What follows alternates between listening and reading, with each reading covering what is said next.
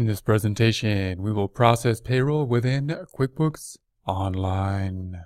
For more accounting information and accounting courses, visit our website at accountinginstruction.info. Here we are in our S-Corp paid payroll file. We're going to go down to the Workers tab on the left side. We're in the Employees up top. If we scroll down, we'll see our one employee. We're going to make one adjustment to this employee, Anthony. So we'll select Anthony here. We'll scroll down and we'll note that we have the hourly rate at 25. We also want to note that Anthony will have overtime pay. So we're going to be subject to overtime pay. So we're going to add an additional pay type for the overtime pay. You can also pay Anthony and we're going to say overtime pay. That's the one we want, and done. So we've added that. Then we're going to go close this back out up top, and we're going to process the payroll. So we're going to go up top and say run payroll. So we will run the payroll. Now we'll have our checking account up to the left. Of course, we don't have anything in the checking account. That's okay because we're concentrated on payroll. It will be negative. That's all right. The pay period we're going to say is going to be the end of January. So remember, we're working this in 2019. We're going to try to enter as much information as we can within 2019. We are limited to some degree because QuickBooks can only recall data, will only allow us to enter data for a certain amount of time into the future. So if you're working this problem at a later point in time, you may have more access, of course, to the data within 2019. If you're working in some other year, then you want to work within that particular year and use the information that you can to fill out and populate the information within that year. So we set it up for January 2019. The pay date is going to be monthly. So our next pay date is January 31st. Our pay date is now the same as the period end. So those things are two different things. Note the pay period is the period of time. The pay date is the point in time which we pay, which may or may not be at the end of the period. We set it up in our example problem so it was at the end of the period. Then we have Anthony Moore. We're going to have our regular hours and then our overtime hours. So it's going to calculate our pay based on the hours that we put in place and the pay rate that we set up for Anthony, that being, of course, the 25 an hour. So we'll set up the regular pay. This is going to be for a month's worth of pay. We're just going to give this number. This would be something that, of course, we would have to track and accumulate. We're not working on tracking it right now. We're just entering it. So we're going to say 161 for the month of January. And then we had overtime, we're going to say is 1 hour. So 1 hour of overtime.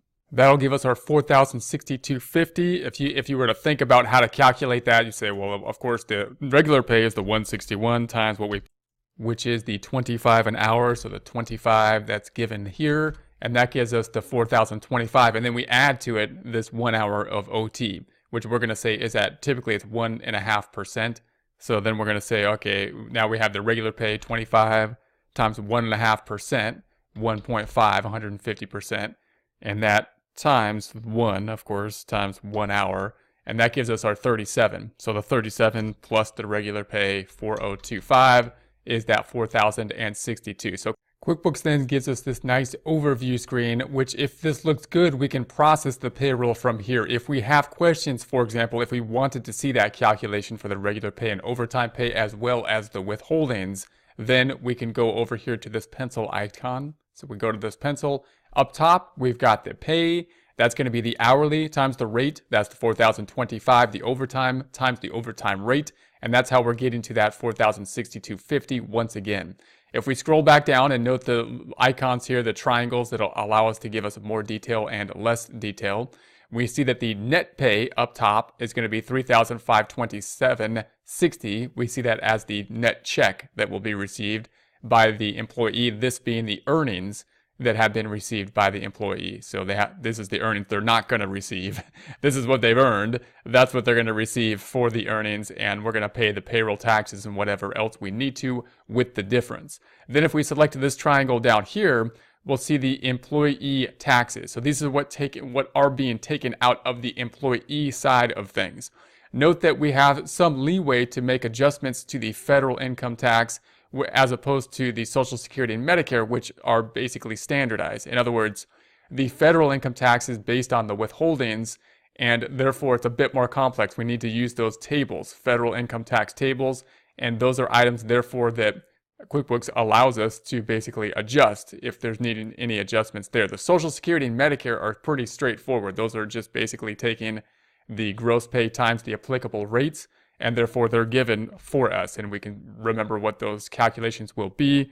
They're generally 462.5. That's going to be the gross pay times 0.062. That's going to be the 251.88. It's rounded, of course, because we're talking about dollars and pennies. That should be flat, and it should be given to us. It's easy to calculate. That's the benefit of a flat type tax.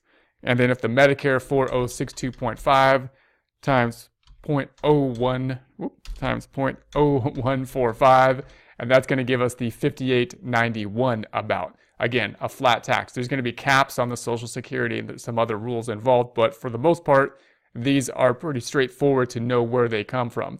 The federal income tax, of course, takes more difficulty because it's a progressive tax. We got to look those up in the table. QuickBooks, however, doing that for us here, which is nice based on the information we put into the system with regard to the W-4, with regard to marital status, and the number of exemptions. Then we have the California income tax. We're not going to get too much into the state. We're going to let QuickBooks basically generate the California tax for us.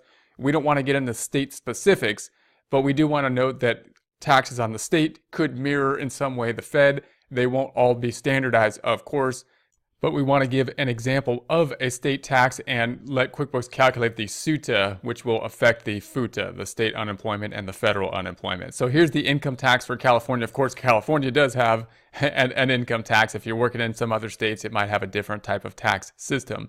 And then we've got the California state disability, again, being calculated by QuickBooks. QuickBooks knowing the region and being able to do that. And QuickBooks can do that similar function for many states, if not all states in the United States. Then we have the employer taxes. If we select this triangle, we'll see the employer taxes information. This is what we, the employers, pay over and above the actual gross pay. So remember how this works. If we have, this is what they earned, $4,062.50. This is what we're taking from them, the employee taxes. So we're not paying, in theory, anything over and above what they have earned. We're just taking their earnings, paying them part of it, and then paying the rest to their obligations, their taxes, which we just have the job of being like kind of the police person to enforce the payment. That's kind of the theory that we have here. So this is all coming out of this $4,062.50. In other words, the earnings of the employee. We're just deciding who gets paid that amount. These amounts are over and above the gross pay. So we have to pay this over the gross pay, what has been earned by the employee. That includes the FUTA. So we just talked about the federal unemployment, and note the FUTA will differ from period to period. So this is the first pay period. You'll note that we now have the federal unemployment tax, and this will go down or go down to zero for this employee after the point in time that they hit the cap. I think it's 7,000 right now. So once they earn 7,000, and remember, this isn't coming out of the employee check. It's just we're paying taxes based on the employee wages. So we owe FUTA until they hit 7,000, a fairly low cap, and then we stop paying FUTA on that paycheck when that happens. And then we've got the Social Security. So we're matching. It's not the same as up here. It's the same number, but it's double. We're paying our portion of it. Same as the Medicare. It's double. Here's the employees. We're paying our portion over and above. And then ETT and SUI state information, we won't get into detail on that. That's going to be the 335.17. So if you think about this, think about the journal entry that will be basically involved in this. We're going to have payroll, the cash is going down by $3,527.60. Then we have a payroll expense of what was earned, $4,062.50. That's what's going to happen. And then the difference is what we took from the employee taxes to reconcile that journal entry or those two accounts to be in balance of the accounting equation. The other side is going to go into a liability because we took these from the employees but haven't paid it yet. Therefore, we got the payroll tax payable, payroll liability account of total $534.90. On top of that, we have what really is the payroll tax expenses. These aren't payroll tax expenses to the company. They are to the employee, not to us. They're their taxes. These are the payroll tax expenses, what we have to pay over and above the gross pay. That journal entry is going to be a debit to payroll taxes, which QuickBooks will just put into payroll expense and group the payroll taxes and payroll in the same area. The other side would also go to a credit to the payable for taxes payable, because we incurred these now by having employees and have not yet paid them. So that's going to be that. We're going to say OK. We're back to our overview screen. As we scroll down here, we've got the preview at the bottom or save for later. We're going to go ahead and preview the payroll. Here we have the summary information. We're going to have the one paper check. This will be the check amount. And if we scroll down, of course, we've got Anthony here. Here's going to be the same summary. If we want it from this screen to go back into the detail, we could once again select that little pencil icon. Options down below, save for later or submit payroll. We're going to submit the payroll. We're going to give a check number here of 1001. If we were to print the checks from the system, we would have the pre-numbered checks. So we'd need to put the checks in the system and use that pre-number. This is the first check we've had because we're just processing this account with payroll. Also note that you have the print the pay stub up top, and you have to give this information to the employee no matter what. You got to give them the... If we were processing or printing the payroll, we would have to set up that check number. This account is only set up for processing the payroll, so this is our first check number that we would put in. So we're saying the first check number is 1001. Also note that we have the print pay stubs up top. We have to give the pay stub to the employee in some way, shape, or form, because the employee needs to know not only what they got paid, but they also need to know what the withholdings are. So even if we just give them the check, we still have to give them the detail for the year-to-date detail as well as the current paycheck detail. So this would be something that looks going to be like a check stub, but even if you don't give them the check, you need to give them this kind of information as well. So it gives us our detail up top. Here's the net pay. Here's going to be the pay information, the regular pay and the overtime. This probably looks somewhat familiar if we've seen the pay stubs. And then we're going to have the calculation for that net pay, which includes the total pay. And right now, all we have are the taxes that came out of that total pay.